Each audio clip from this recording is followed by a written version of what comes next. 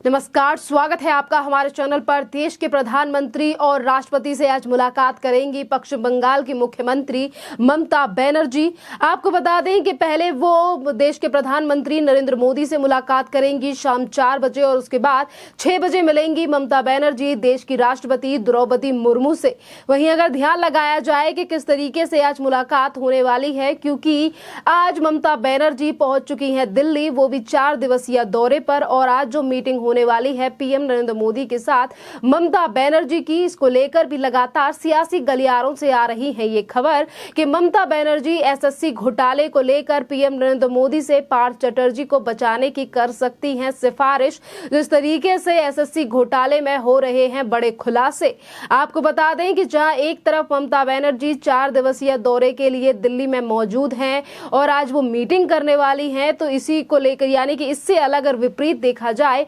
SSC घोटाले में भी ईडी ने किए हैं बड़े खुलासे। और आपको बता दें जिस तरीके से ये बड़ा घोटाला एसएससी यानी कि शिक्षक भर्ती घोटाला जो हुआ है वेस्ट बंगाल में, इसी को लेकर अर्पिता मुखर्जी की जो नजदीकियां हैं उनका पता लगाया है और इस पर भी खुलासा किया है ईडी ने कि कितनी ज्यादा नजदीकियां हैं अर्पिता मुखर्जी और पार्थ चटर्जी के बीच में। और इसीलिए अब एसएससी घोटाले को लेकर हो रहे हैं ये बड़े खुलासे कि किस तरीके से पहले अर्पिता मुखर्जी के घर से मिला 30 करोड़ रुपया, फिर उसके बाद और भी बड़ी रकम मिली ही अर्पिता मुखर्जी के दूसरे वाले फ्लैट से। और वहीं ईडी लगातार खोज रही है इस पूरे मामले में बड़े सबूतों को, जहां एक तरफ पार्थ चटर्जी की नजदीकियां पहले ही बताई जा रही थी अर्पिता मुखर्जी से कि वो इनके संबंध रहे हैं, ये दोनों साथ में है और ये किस तरीके से एक दूसरे के साथ हैं, ये तमाम चीजों पर ईडी पहले ही खुलासे कर चुकी है कि कैसे अर्पिता मुखर्जी के जो फ्लैट्स थे,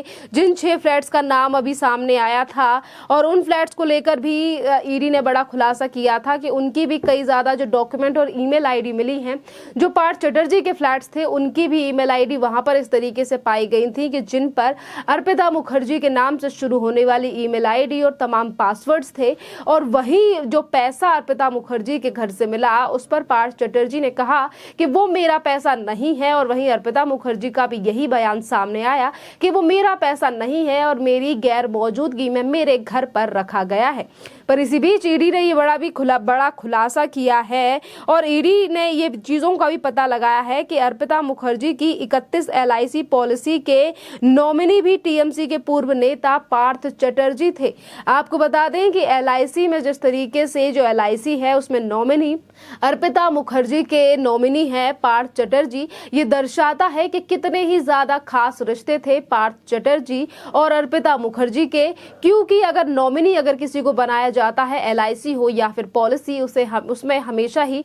परिवार सदस्य, बहन भाई, माता पिता, पति पत्नी, इनमें से किसी का एक का जिक्र होता है। पर यहीं पर अगर अर्पिता मुखर्जी की ये पॉलिसी सामने आई है तो उसमें नॉमिनी पार्थ चटर्जी है। पर उसके बावजूद भी किस तरीके से इन लोगों की तरफ से इन बातों को लेकर डिनाई किया जा रहा है और कहा जा रहा है कि हमारे एक दूसरे से कोई संबंध नहीं है। पर यह खुलासा जो हुआ है कि ममता बनर्जी की सरकार में मंत्री रहे पार्थ चटर्जी और अर्पिता मुखर्जी की नजदीकियों के रिश्ते को भी बयां करते हैं। आपको बता दें कि जिस तरीके से ये मीडिया जो रिपोर्ट्स है इसमें खुलासा हुआ है कि किस तरीके से नॉमिनी है पार्थ चटर्जी, वो भी अर्पिता मुखर्जी के इस पॉलिसी में ये दर्शाता है, एलआईसी में ये दर्शाता है कि कितनी नजदीकियों का इनका रिश्ता है। इसके अलावा हम आपको ये भी बता दें कि मीडिया रिपोर्ट्स के मुताबिक टीएमसी के पूर्व मंत्री पार्थ चटर्जी ने अर्पिता मुखर्जी के साथ एलआईसी पॉलिसी के जरिए एक बड़ा निवेश कर रखा है। अर्पिता मुखर्जी के घर से ईडी ने एडीसीआर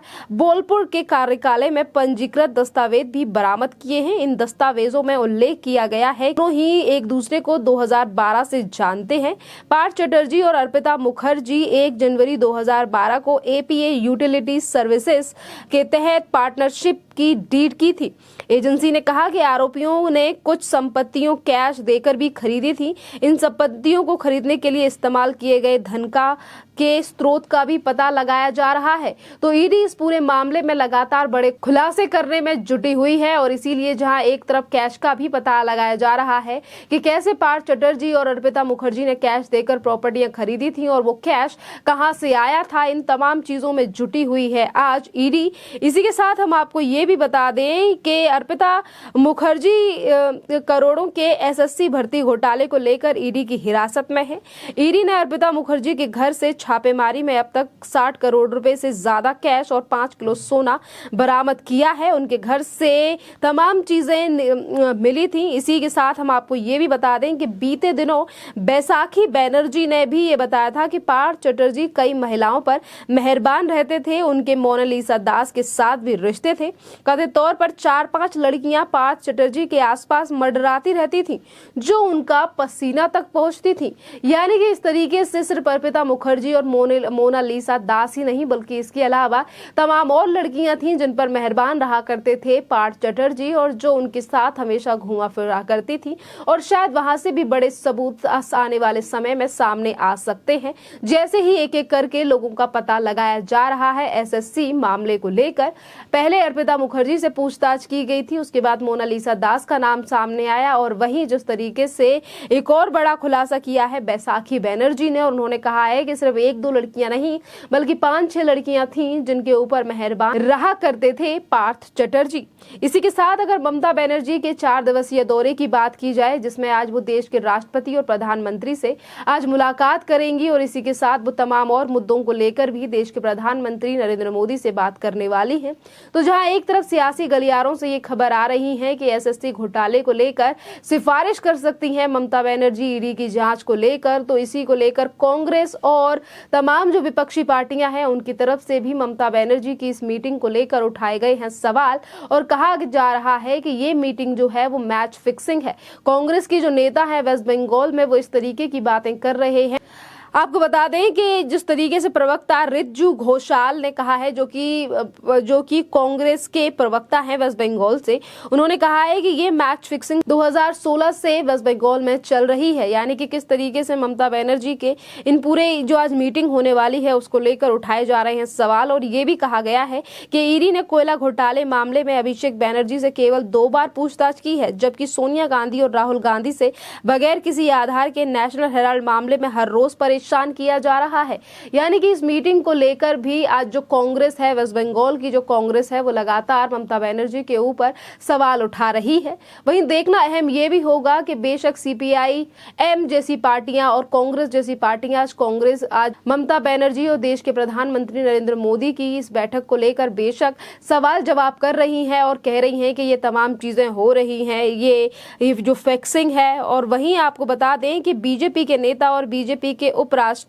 उपाध्यक्ष दिलीप घोष ने भी केंद्र सरकार को आगाह किया और कहा है कि वह ममता बनर्जी के झांसे में ना आए। यानी कि बीजेपी के नेता जो हैं वो भी केंद्र सरकार को आगाह कर रहे हैं और कह रहे हैं कि आज ममता बनर्जी जिस भी मुद्दे को लेकर बात करेंगी उस मुद्दे के झांसे में ना आए केंद्र सरकार। खैर देखना अहम ये होगा कि आज शाम को ममता बनर्जी क्या क्या मुद्दे देश के प्रधानमंत्री नरेंद्र मोदी के सामने रखती हैं और वो क्या मीटिंग में बात करती हैं देश की राष्ट्रपति द्रौपदी मुर्मू से। इसी के साथ खबरें ये भी आई हैं कि इस बार ममता बनर्जी 4 दिवसीय दौरे पर मीडिया के सामने किसी भी चीज को लेकर संबोधन नहीं देंगी, क्योंकि जिस तरीके से वेस्ट बंगाल में एसएससी का मामला जो घोटाला सामने आया है, तमाम ऐसे मुद्दे हैं जिनकी वजह से इस बार वो मीडिया के सामने कुछ भी बात नहीं कहने वाली है। खैर इस मुद्दे पर आपका क्या कहना है, आप हमें कमेंट करके जरूर बताइए। धन्यवाद।